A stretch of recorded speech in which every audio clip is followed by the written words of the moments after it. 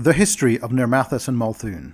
The central Avestinian nations of Nirmathas and Molthune are among the youngest nations in the Inner Sea, and have among the shortest recorded histories. The reason for this are partly geographic. These nations are bordered by the Menador Mountains in the south, the Mindspin Mountains in the west, and the vast Lake in Carthan in the east. North of the Turundel River, which forms the northern border of Nirmathas, lies the hold of Belkzen, the bloody, war-ravaged home of the Orcs. These treacherous geographic features isolated this region for many millennia. These were the lands of Chelid barbarians, who held the land from ancient times until the year 4305, when Emperor Haliad III of Cheliax began the Ever War expansion. See my video on Cheliax for more details.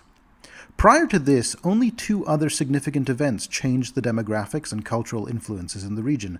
The first was far back in the Age of Legend, when elves settled in the Fangwood. There, they discovered numerous Fey creatures and breaches to the First World.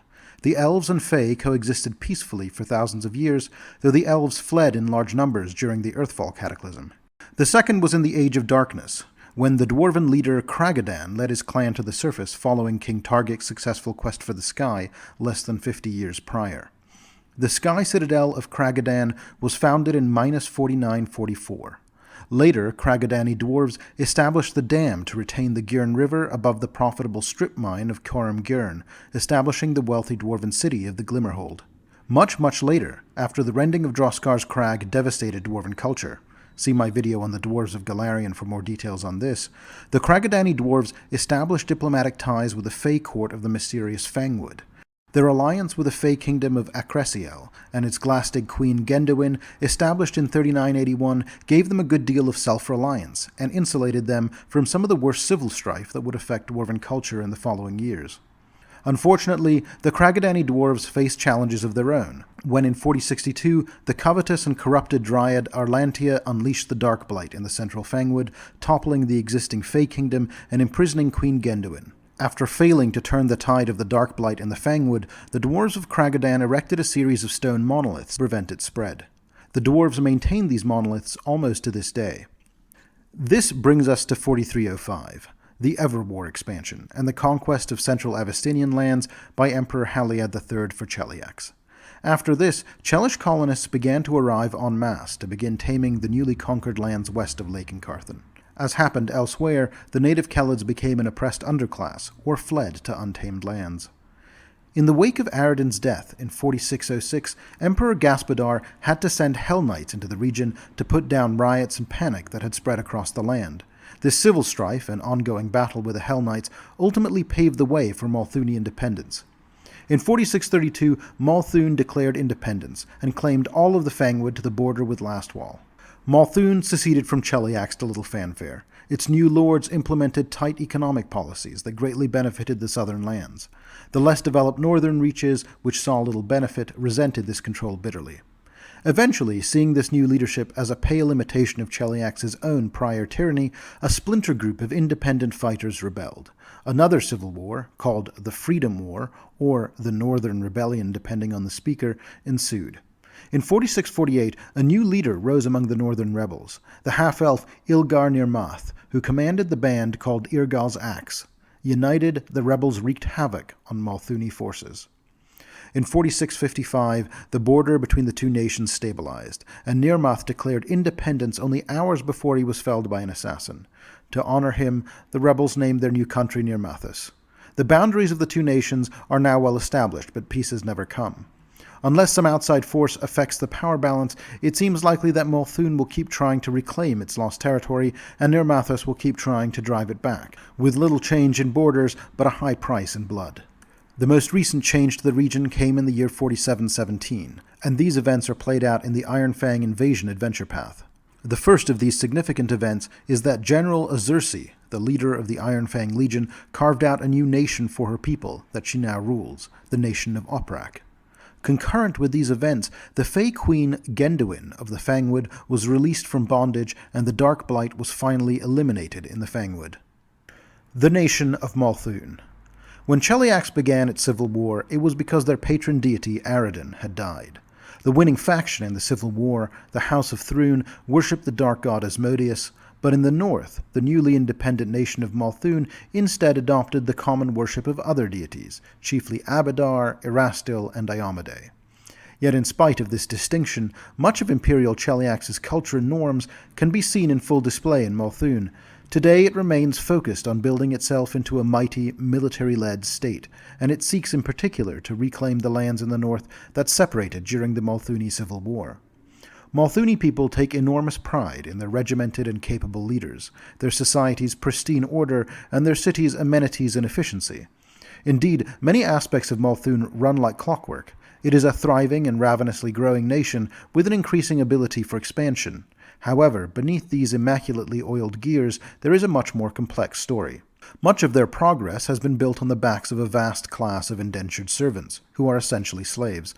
Molthune society encourages these laborers to take pride in their work and recognize their importance, and many do.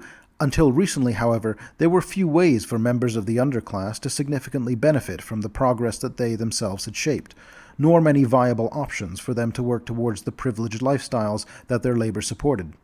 The difference between Molthune citizens, who can participate in local governance and move about the country freely, and indentured laborers was vast indeed.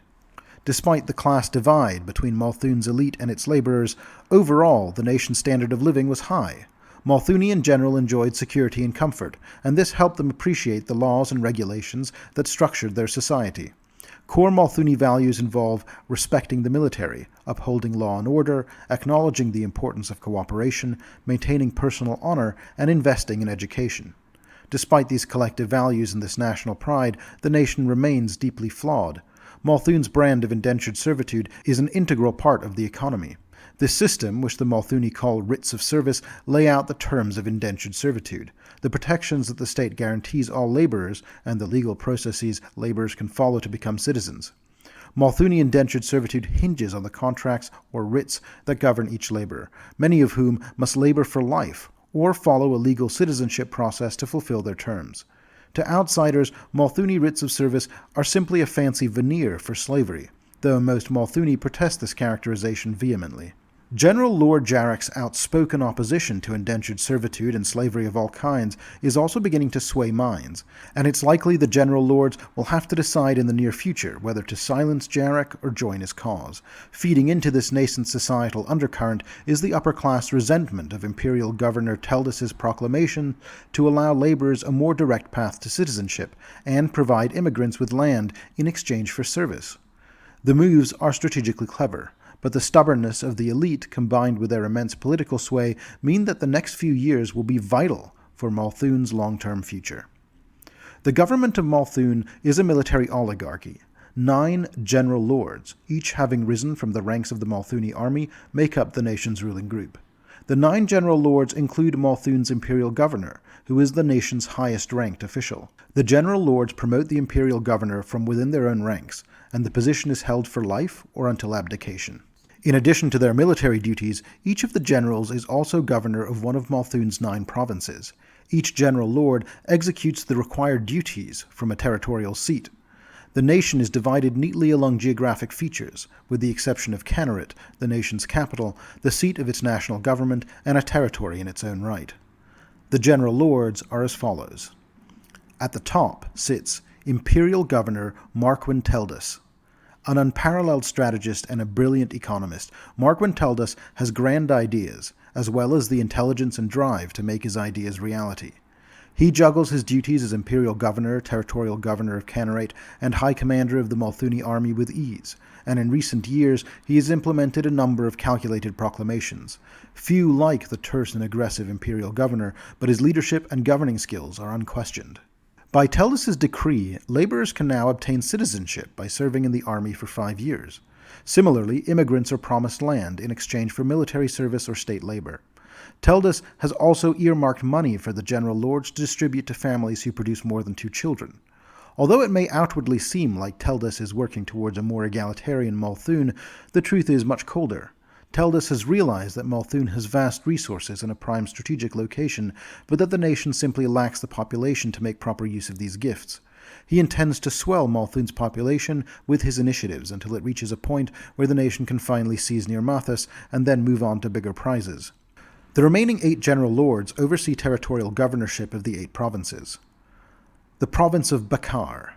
A decorated veteran who fought in the World Wound for a time before returning home, General Lord Garen Jarek is known for his mercy and fairness. The other general lords are wary of Jarek, though, as the paladin is strongly against slavery and heartily disapproves of the reliance on indentured servitude in Molthune. Jarek operates from his seat in Tripolni, and while he acknowledges the comfortable lives of the labourers there, he still works to change the laws towards his ultimate goal of eliminating all shades of slavery. The Border Province.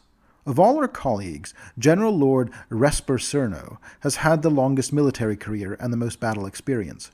Though she does not lead troops herself, she conducts a random inspection of battalions along the border to evaluate the army's readiness. She has a reputation as a cold, often cruel leader with an unmatched tactical mind. Though Cerno spends little time there, she is officially based in Fort Ramgate, the territory's seat. The province of Duskshroud. From the walled city of Aranmas rules General Lord Walder Reskett, who also commands Molthune's powerful navy.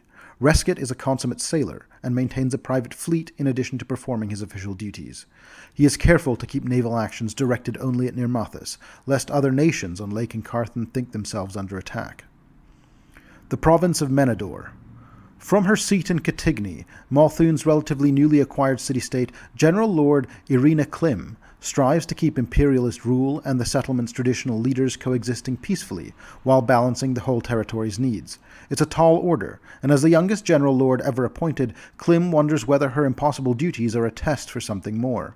So far, Klim has passed that trial handily, though she is almost at her wit's end in dealing with Catigny's rebellious citizens. Province of Mindspin. General Lord Katra Sabine maintains her seat in Braganza, though she pines for a more important post than the hard-scrabble frontier stopover. Indeed, she harbors strong ambitions to one day become Molthune's next imperial governor. As a result, Sabine travels to other territory seats more frequently than her colleagues, under the guise of offering detailed status reports and procuring supplies her territory needs. In reality, she is quietly looking for ways to boost her own power. The Plains. The brashest of her colleagues, General Lord Harwin Perrin, made a name for herself constructing alchemical devices in the army. Her explosive devices have taken many Nirmathi lives, earning her great military prestige, but she prefers her station as General Lord, ruling from Westshire. She finds it far more agreeable and less morally ambiguous to advise the rotating cast of troops heading to Nirmathi front lines than to create explosions that often result in a great many casualties, sometimes on both sides. The province of Shrikewood. An outspoken advocate of Molthune traditionalism, General Lord Vernus Leocarcinus enjoys great respect from the Molthune elite, who often refer to him by his unofficial title of the First General Lord. Leocarcinus is known for his elaborate displays of power in his home and seat of Corholm, such as the enormous contingent of attending guard that march with him to the Hall of Governance every morning. Perhaps most impressive, though, is the secret that his loyal bodyguard Spravelvost is a bronze dragon in disguise. The province of the Umbral Basin. Peerlessly subtle and cunning, General Lord Francine Maga operates from her seat in Doommark, where she conducts a host of spy campaigns domestically and abroad. She keeps a careful eye on shadowy Nidal to the west, and is indeed the only General Lord widely acknowledged to be up to the tricky task. Though they consider her talents invaluable, the other General Lords fear Maga a fair bit, as they can never be certain of the exact nature of her campaigns, despite the fact that her office's paperwork is always flawless. Important locations in Molthune include the capital city of Canaret. The jewel and capital of Molthune, Canaret is a shining city filled with breathtaking architecture, public artworks, lush garden promenades, and a population draped in the latest fashions. Even the labourers live in comfort here, though their residences are walled off from those of the rest of the populace, and the splendour of the wealthiest citizens in the pristine Sweet Orchard district is astonishing. The dazzling spires, elegant manor houses, and tiled fountains of Canaret make it the most beautiful and impressive city in the nation. Travellers passing through Molthune often detour here just to take in the urban beauty. In Canaret, the best architects enjoy a measure of celebrity, and guided tours from the capital's most esteemed architects are an outrageously expensive luxury. One particularly in-demand architect is Zoria Spurnoff, an eccentric, excitable, and brilliant halfling woman who uses her arcane magic to bring her visions to life.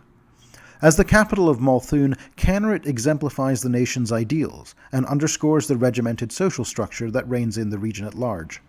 The city's southeastern portion, euphemistically called tradesfolk's abode, contains the laborers' housing, public parks, and utilitarian shops, and is accessible to all. Nearest the western gate, the glittering plaza contains more high-end shops, and a wide boulevard leads to the central high market.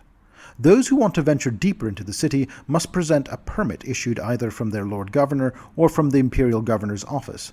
Visitors often apply for permission to travel the Promenade of Petals, a beautiful walkway that leads through the Artisans District and a verdant public park, and then opens into the Unity Shipyard. Some areas, including Sweet Orchard, the military-minded Eastern Shipyard, the renowned Imperial Academy, and the Imperial Castle, are heavily guarded day and night. Permits are rarely issued to visit these areas, and when they are usually reserved for foreign dignitaries or important guests of the aristocracy. This is particularly true at the castle, where Imperial Castellan Volos is notoriously picky about whom he allows to enter the vaunted government building. Arrenmass. The shipyard capital of Molthune, Arrenmass is home to the finest vessels in the fleet. The flagship Might of the Nation leads most of the naval campaigns against Nirmathas, as it's a frigate that can outrun any warship on the lake. When General Lord Resket accompanies the Navy, a rare occasion mostly reserved for political stunts, he usually captains the seasoned battleship Hammer and Blade. Though Resket is by law the authority over all aspects of Molthune's navy, he delegates many low-level tasks to Admiral Kagan Fry, a sycophantic but capable officer who harbors an intense desire to rise in political prominence. The second largest city in Molthune, Arrenmass boasts massive wooden walls that isolate each of the city's districts, and tall watchtowers made of dusk-shroud lumber stand against the outer wall. The outer wall is an engineering marvel, crafted of huge stone blocks that were quarried in the Menador Mountains, shipped in barges along the Hungry Maw River, poled down the Nossum River to Corholm, and then ferried along the coastline to Arrenmass. General Lord Resket is always cautious in how and where he deploys the Molthune fleet. The other nations that border Lake and Carthan view the nation's navy with suspicion, worried that if Molthune grows prosperous and secure enough, it may turn its attention to its neighbors' lands. Corholm.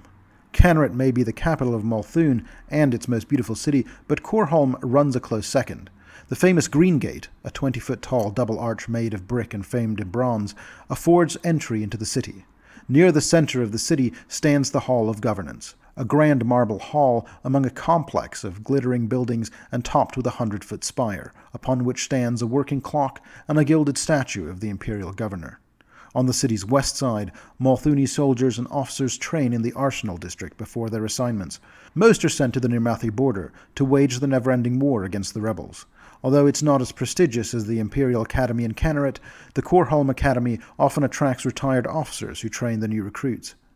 Overseeing the military school is battalion trainer Fania Aaron, who served in the army for over a decade before an arrow from a Nirmathi bow took out her left eye. Though she recovered, her sight was too damaged for her to continue the fight. Instead, she accepted a position as trainer here, at the recommendation of General Lord Leucarcanus.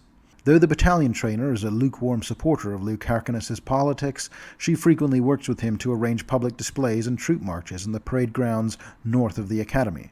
Viewing such demonstrations is a popular pastime for citizens, who watch from the stands as the soldiers in shining armor and crisp tabards engage in mock battles.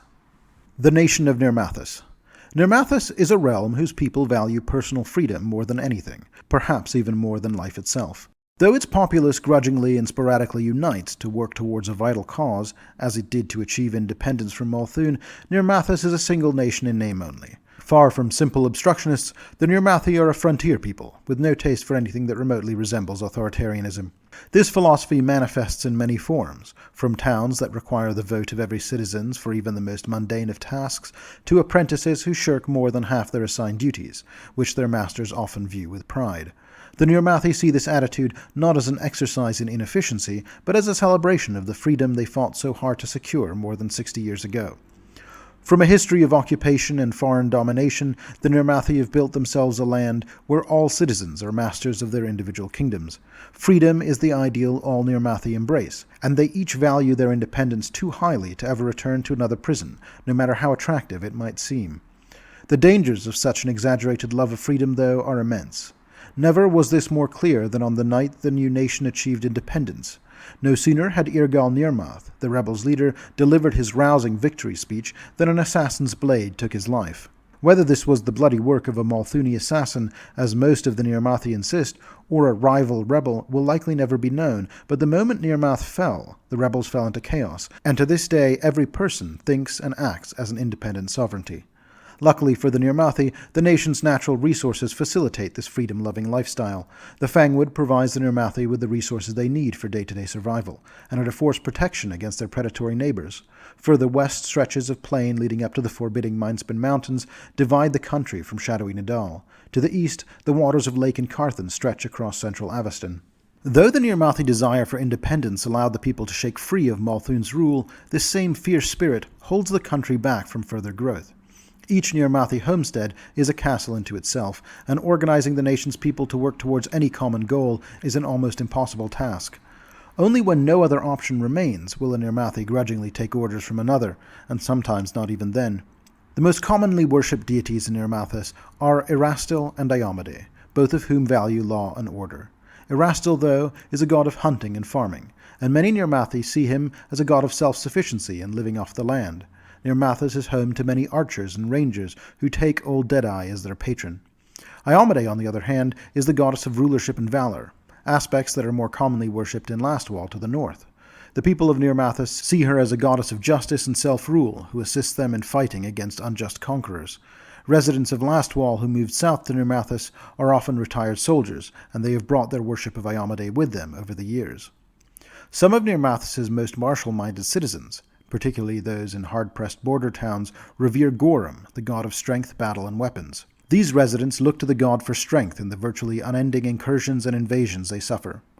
Other Nirmathi residents revere Milani, though she is less prominently worshipped. Those citizens believe that the Everbloom blessed the nation's uprising and eventual freedom, and that she supports it still in its struggle against oppressive Molthune. Travelers in Nirmathas find that its people are friendly, but only to a limited degree. Most small communities are willing to speak or trade with visitors, but homesteaders are more likely to order strangers away. All Nirmathi value their right to protect their home, and if they suspect that a traveler might bring trouble, or works for Molthune, they won't hesitate to use force.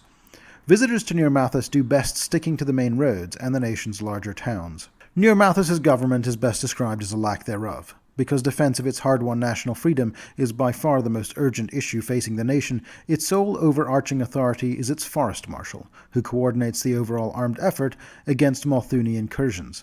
However, actual governance is left to each individual homestead, hamlet, town, or, on the rare occasion when a confederacy is required to decide regional issues, relevant collective. How each individual family or settlement is governed is left largely to its citizens. True democracies are common, as are large councils and elected officials who are typically village elders, exiled Molthune nobles, wise men and women, or other charismatic individuals that people trust. As a result, there is no codified national law, and even local laws are constantly in flux to suit the populace's immediate needs. No court systems exist, as dealing with criminality is entirely a local matter. Statutes and punishments are so varied that it's impossible to know the penalties for anything from stealing bread to violent crimes. Despite this chaos, the Nirmathi people take pride in their culture of personal accountability and responsibility. They believe citizens know best how to live their own lives, and that they should be free to do so as long as they're not infringing on the rights, freedoms, and safety of others. When it comes to the war effort, the Nirmathi, somewhat reluctantly, agree that a measure of unified leadership is needed. Though the Nirmathi work together to protect their lands from invaders, their militia is a loose organization made up of volunteers. The Nirmathi value their freedom so highly that almost every citizen has served at least some time in a militia, making the nation's martial resources robust, but its leadership thin. To mitigate this lack of leadership, a congregation gathers in Tamarin every 4 years, formed by anyone who carries a letter signed by about a dozen citizens or more stating the person's leadership over a group of homesteaders, a settlement, or a militia platoon. This disparate group then elects a forest marshal to lead the nation's national defense effort. For the past several terms, Nirmathas' leaders have agreed that Forest Marshal Weslin Gavark, a brilliant tactician and a fair leader with an eye for the big picture, is the best person for the job. The Forest Marshal oversees the deployment of the nation's militias to the front lines and prepares for Molthune incursions. As a civil leader, though, the Forest Marshal is merely a figurehead. The people of Nirmathas don't pay taxes and won't respond to proclamations, leaving the Forest Marshal's role largely symbolic.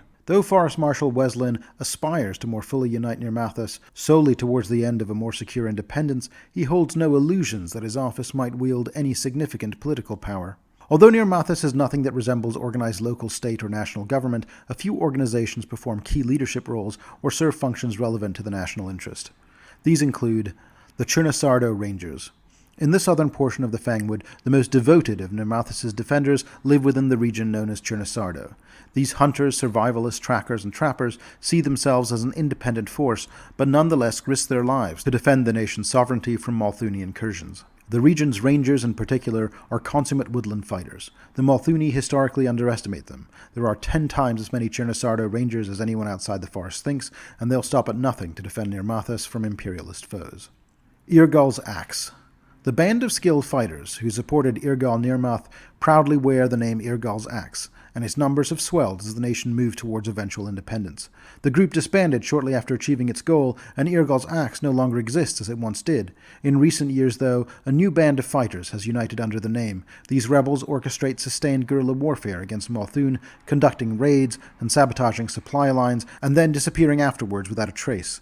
This group clandestinely recruits the most promising guerrilla fighters from homesteads and small settlements, although no one quite knows where the group is even based, let alone who makes up the rosters.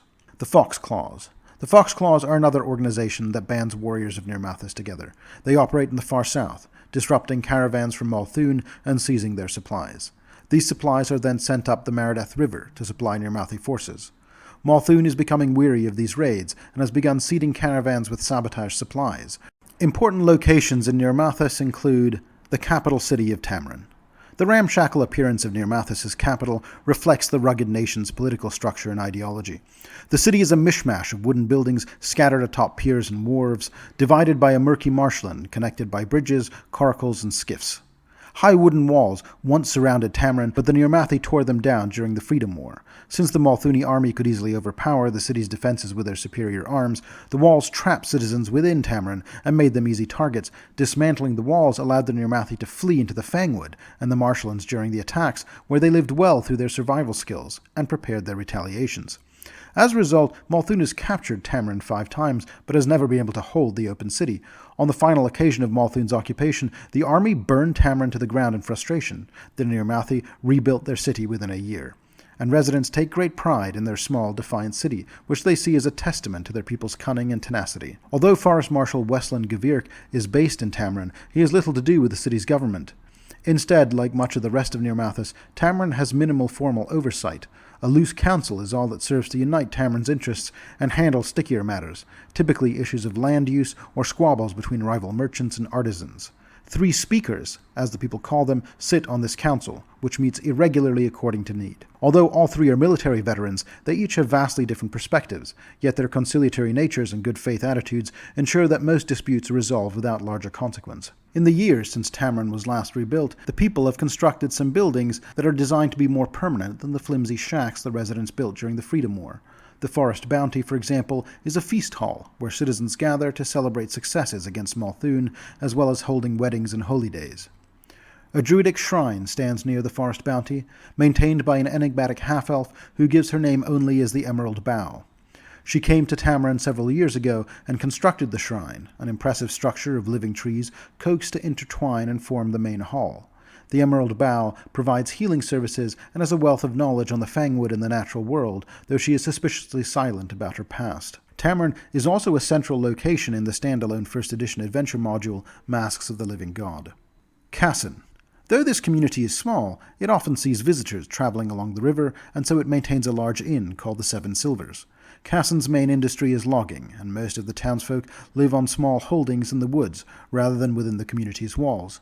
Under the guidance of their mayor, Jornik Uptall, the people of Cassin make a comfortable living selling lumber and wooden goods. Cassin appears as a central location in both the standalone adventure modules Crypt of the Everflame and Masks of the Living God. Fendar.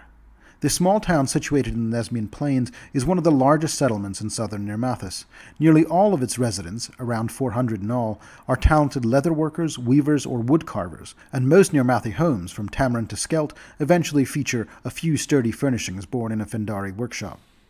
Like many similar communities across the nation, Fendar runs with little codified oversight. The town is still known for its strong personalities, however, including its foul-mouthed priestess, Oberyn the Green. Skelt. The city of Skelt on the Shining River is a wonder of dwarven engineering. The city is built into a bluff, making it inaccessible save by wooden ramps fitted strategically with drawbridges, or by lifts powered by enormous water wheels. Travelers looking across the river at Skelt can see the lifts trundling up and down, carrying loads of workers and supplies, while lines of citizens scurry along the ramps. Skelt's primary industry is mining, and the city's water wheels allow it to run advanced mining equipment and ore-crushing machines. Kragadan is by far Skelt's biggest trading partner, purchasing the bulk of its stone and ore. Skelt also conducts trade with smaller settlements towards the Fangwood as well, but only when necessary, as the amount of business these partners generates is barely enough to make trade worthwhile. The people of Skelt have a serious interest in reclaiming the Bloodsworn Vale, as the city would profit greatly if it could begin trading with Korvosa and other large Varisian cities. Skelt's Council of Dwarven Elders, including the charismatic Highforger Brom Helmsplitter, is preparing to take advantage of that potential eventuality. The nation of Oprak. One of Aveston's newest nations, Oprak's nationhood was hard won by the Ironfang Legion, an hobgoblin army that scourged northern Molthune and southern Nirmathas throughout 4717. Its leader, General Azursi, first rose to prominence as the commander of one of Molthune's non-human mercenary companies. She patiently attracted hobgoblins and other monstrous mercenaries to her side, ultimately swelling her troop into an army. Azursi's legion rapidly conquered much of southwestern Nirmathas, and she would have extended her domain further if a group of heroes had not raised a militia to halt her advance. The militia commanders eventually confronted Azursi at her home base in the Onyx Citadel, and convinced her that her relentless warmongering would bring nothing but destruction to her people. Exhausted by the toll the war had taken on her army, her friendships, and herself, Azursi elected to withdraw her troops into the mountains and use the Onyx Citadel to establish Oprak as a homeland for hobgoblins and other creatures seen as monsters. Azursi carved her lands on Golarion from a sparsely inhabited section of the Mindspin Mountains between Nirmathas and Nidal. The general and her advisors, the Enclave Council, were careful when drawing their borders to exclude the dwarven free city of Kragadan.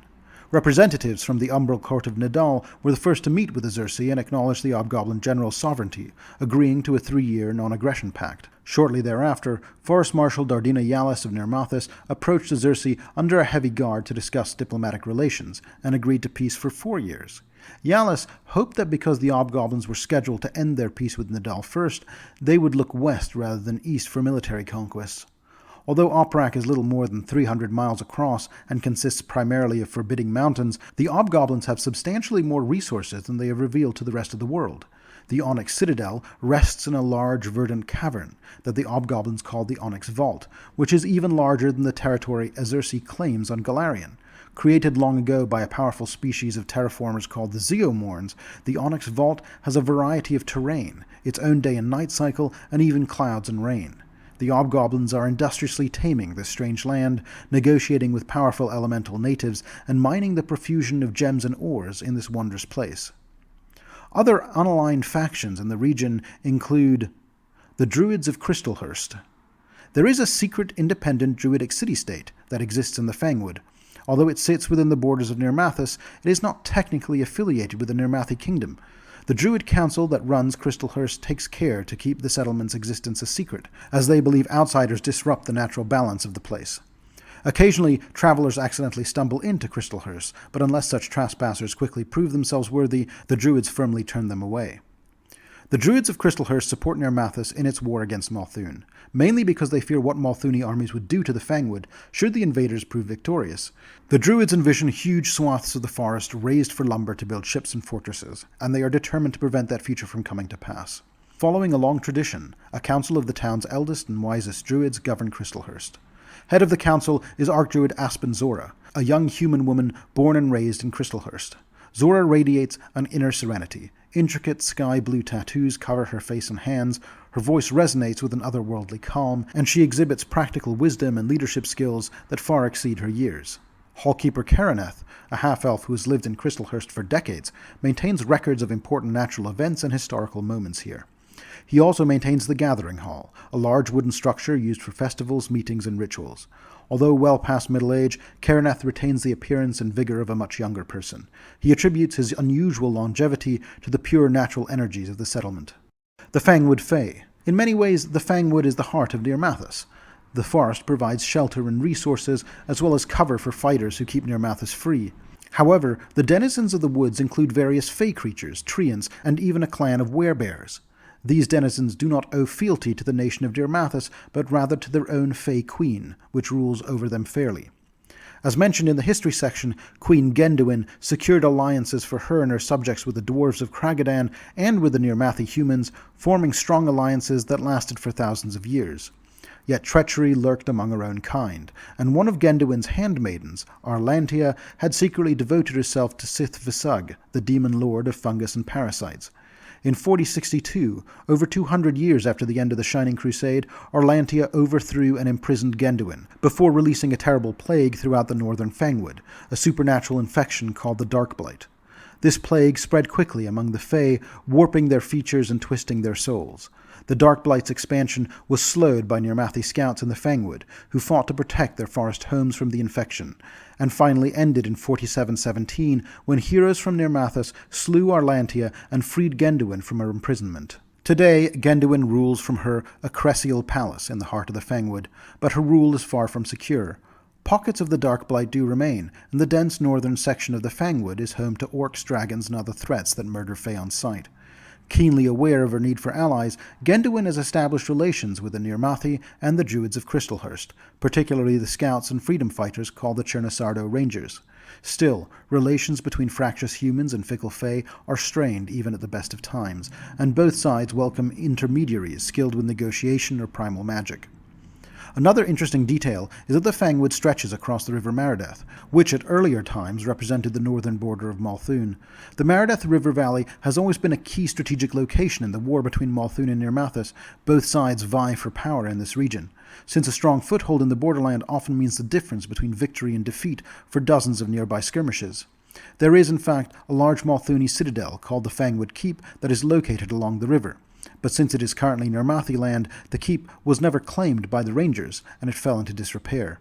Eventually, Molthune deserters and brigands occupied the keep. The details of this are played out in the standalone Pathfinder module, The Fangwood Keep. Kragadan. The sky citadel of Kragadan stands atop the peaks of the southern Mindspin Mountains. One of only 10 such marvels of dwarven engineering in existence, Kragadan also bears the mantle of being one of but 5 sky citadels that still rest in dwarven hands. The soaring architecture wrought by Kragadan's masons is visible from across the southern hills of Nirmathas and well into the plains of northern Molthune. Stern visages of long-dead dwarven monarchs stare out across the land, a mere sampling of Kragadan's unmatched dwarven engineering, which has only grown more impressive since the initial completion of the Sky Citadel millennia ago. Kragadan exists as a bastion of dwarven culture and society, separate from the strife-prone dwarven holds in the Five King Mountains. The Sky Citadel is often remembered for its contribution to the Shining Crusade, when its soldiers took up arms beside the armies of Aveston's humans to defy the depredations of the Whispering Tyrant. Today, Kragadan has borne the brunt of ongoing sieges by Molthune in the south and the Ironfang Legion, which conquered the Nirmathi territory immediately to its east. The conflicts have consisted of numerous forays in which the Molthune or Opraki forces march into the upper peaks of Kragadan, only to break apart when the dwarves retaliate and then retreat back into their mountain home. Kragadan's stubborn citizens show no sign of acquiescing. In the aftermath of every attack, it takes only days before the dwarves once again return to their upper fastness and reopen their closed markets. Built both atop and within the peak of the Mindspin Mountains, Kragadan consists of 2 major sections, the external upper fastness, exposed to the sun and stars, and the mountain hold, secure within the mountain's living stone. The upper fastness is equal parts market and military fortress. Large mechanical lifts connect the depths of the mountain hold to the upper fastness, ceaselessly moving in times of peace and locked in place in times of war. Checkpoints and small forts outside the few bottleneck entryways into the interior caverns are built into the rock of the mountain. These military holdouts stand as bulwarks against invaders, as well as temporary lodgings for the merchants who populate mercantile stalls in times of peace. The mountain hold stands in a large open cavern of iron-rich stone that rises impossibly from a roiling lake of lava hundreds of feet below the city. Both metal and stone are prominent in the architecture of Kragadan's interior city, with the 2 materials often interwoven in unique displays that highlight the dwarven acumen for such craftsmanship. Immense bronze braziers hang from the cavern's ceiling on great iron chains, burning with bright but warm glow. This light reflects off a multitude of grain-sized quartz gems embedded in the stone above, providing the cavern with the same illumination as a distant sun. The constant illumination is more of a concession to dwarven vanity than it is for outsiders, as the light allows the populace to marvel at the myriad architectural feats of the mountain hold without being subjected to the aesthetic limitations of dark vision. A monarchy based around ruling clans has traditionally ruled Kragadan. Ascendant clans made up the first rulers of the Sky Citadel, providing a king or queen to manage governance. The succession of these clans has been tumultuous in the past, with some dying off, finding themselves evicted from their ruling position in the aftermath of a scandal, or simply desiring to move away from governance. In the past 300 years, Kragadan had one of its deadliest changes in leadership, when Clan Greathammer deposed Clan Dar-Ain, following the shocking discovery that Clan Dar-Ain had allied themselves with the Draskarans from the Five Kings Mountains. The more recent and unexpected loss of King Boram Greathammer's first son has muddled Kragadan's line of succession. By right, Boram's second child, Thermira Greathammer, should be in line to become Queen of the Sky Citadel. She has refused the position as part of her paladin's oath to Druid, whose local church and sizable armed militia she leads with the title of Exemplar. Gorm Greathammer, Boram's third child, also refused to take the title, believing that his father would one day return from his self-imposed isolation to once again rule his people. In light of this, the leaders of Kragadan formed the Even-Handed Synod, a temporary governing body made up of several prominent political, military, and religious leaders within Kragadan. The Synod keeps order and protects the Sky Citadel with its well-trained and well-equipped army. For the dwarves, there is no difference between the role of a battlefield veteran and a seasoned keeper of the peace. To Kragadan citizens, the army is the city guard. Warriors bedecked in iron breastplates patrol the streets with rigid efficiency, while those encased in intricate sets of stone plate are summoned only to deal with the few threats arising from within the mountain hold. The churches of Drangvit and Coles are routinely summoned when subtler means are necessary to keep the peace. Inquisitors of both churches are dispatched, often by direct order from the Even-Handed Synod, to prevent the escalation of tensions between Kragadan's many clans. Servants of Coles call upon the noble aspirations of clans, helping them see the error of their ways before matters of internal strife escalate to the point of violence. The grim-faced interrogators of Drangvit are far less forgiving, and their appearance is often sufficient to curtail growing tensions between families. The Glimmerhold. The other major dwarven seat of power in the region is the Glimmerhold. The Glimmerhold emerged as a major dwarf settlement after a coalition of dwarven mining villages came together to dam the river Gjern. At the site of the enormous dam, they built a vast keep, a pillared dwarven city with entire communities living and working in each of the levels. In time, it would become one of the preeminent dwarven cities, one of the few cities built long after the quest for the sky in the Age of Darkness came to an end that yet managed to rival the might of the Sky Citadels of old for wealth and influence. Or so it was. Recently, the Glimmerhold has fallen onto hard times. More than a century ago, Prince Ezelgar of the Glimmerhold, heir to the throne, faced a grave peril. Dwarven tradition compelled him to challenge Angramora, a vicious black dragon and thief of the prized dwarven heirloom known as the Bloodflame Ring, in order to assume his new role as king.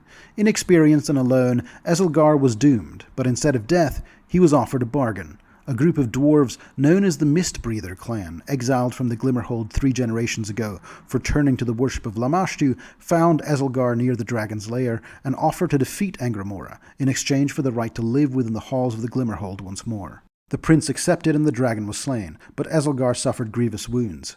Mad with pain and on the verge of death, he was brought to the nearby monastery of Sigrir's Pledge. There, Forge Priestess Helrune, who loved the prince as much as she loved her faith, tended his injuries, but was aghast at the pact he struck with those she recognized as heretics and outcasts. Her concerns proved true. Without Ezelgar's knowledge, the Mistbreather clan had planned to raze the monastery. When they struck, the prince found himself caught between the lines. Fearing death at the hands of the outcasts, he joined in the clan's atrocities, as they murdered all the monks of the monastery.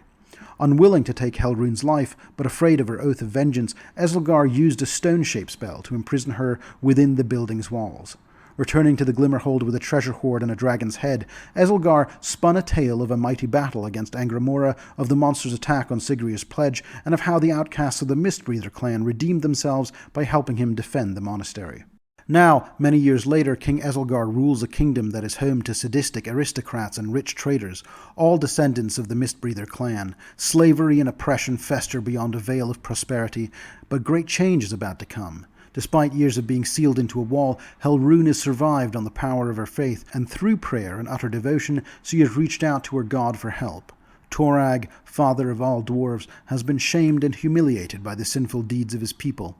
In disgust, the god turned his back on Glimmerhold, and decided to grant faithful Helrune her grim revenge. The details of her revenge and these events are played out in the standalone module Clash of the Kingslayers. With my own group, we played through Clash of the Kingslayers in the middle of our Giant Slayer campaign, and my own character, a dwarf skald named Gungnir Fafnirson, came from the Glimmerhold and had in fact been exiled from there by King Esselgar. In the events of this adventure, Gungnir's own son Hugin became the new lord of the Glimmerhold, although how these events play out for your group may be very different.